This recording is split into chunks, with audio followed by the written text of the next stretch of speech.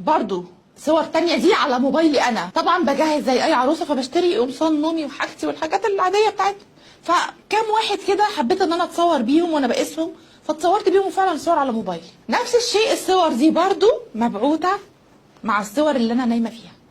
رجعت بقى بدماغي افتكرت وانا نايمه وماما دخلت لقيتني عريانه.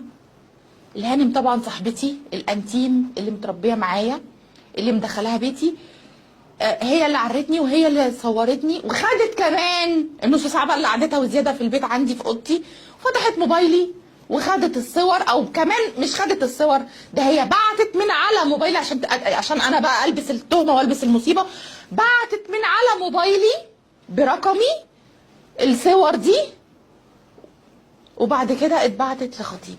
فطبعا اللي خطيبي جاي انتي كذا كذا كذا كذا، انا بقالي اسبوع مش عارفه اتكلم ومش عارفه اعمل ايه ومش عارفه اتصرف ازاي، كل الصور مبعوثه من رقمك، يعني انت اللي بعتيها. لو حلفت بيني 100 يمين و100 عظيم بقى ان انا ما بعتش حاجه، امال مين؟ ده مبعوثه من موبايلك. قلت له يعني انا بالسذاجه دي ان انا هبعت من تليفوني صوري كده عادي؟ عادي يعني؟ طبعا انا وقتها ما قدرتش انطق ولا كلمه ولا برر له اي حاجه، ولا حتى اقول له ان صاحبتي الانتيم هي اللي دخلت وكانت عارفه ان انا واخده برشام منوم وعارفه ان انا مش هحس ولا هضرب حاجه، وطبعا كان مستبعد تماما تماما ان هي تعمل فيا حاجه زي كده. بس انا ترجمت كل حاجه بقى قبل كده، طبعا الغل والحقد والسواد اللي جواها والغيره مني، مخطوبه لواحد كويس وبيحبني وانا بحبه وابن ناس ومبسوطين وسعداء مع بعض ومفيش اي مشاكل، استكترت كل ده عليا وانا زي العبيطه اللي مأمنه لها عادي جدا، بتدخل البيت وتدخل وتخرج وتاكل وتشرب وتنام، وبقول معلش اصل اهلها سايبينها هنا لوحدها واهلها في بلد تانية وهي هنا لوحدها، تيجي تاكل وتشرب معايا بدل ما تقف تعمل اكل، بدل تلبس لبسي تاخد هدومي عادي جدا ولا كان يفرق اي حاجه. كنتش متخيله ابدا ان هي بالسواد وبالحقد ده. طبعا هي سافرت لاهلها، اختفت سافرت لاهلها ولا حس ولا خبر، ويعني انا ما اتصلتش بيها ولا اصلا لحد دلوقتي عارفه اعمل ايه. خطيبي كل اللي عمله دبلتك ومشي.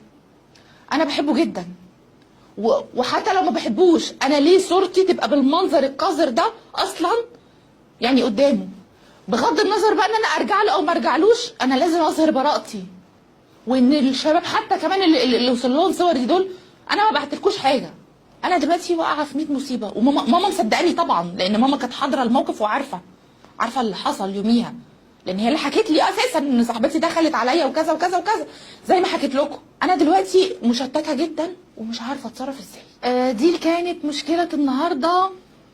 للاسف الحقد والغيره والغل والسواد بيوصلوا لاقصى درجات القذاره، يعني هي يعني اتهام في شرفك يعتبر، طبعا ما كانش فيه حاجه ارحم من كده تعملها فيكي، يعني عايزه تفركش ما بينك وما بين خطيبك وتسوق سمعتك، خلاص وصلت بيكي لدرجه القذاره انك تعملي كده في صاحبتك. يعني هقول لكم ايه لكم، ما تامنوش لحد.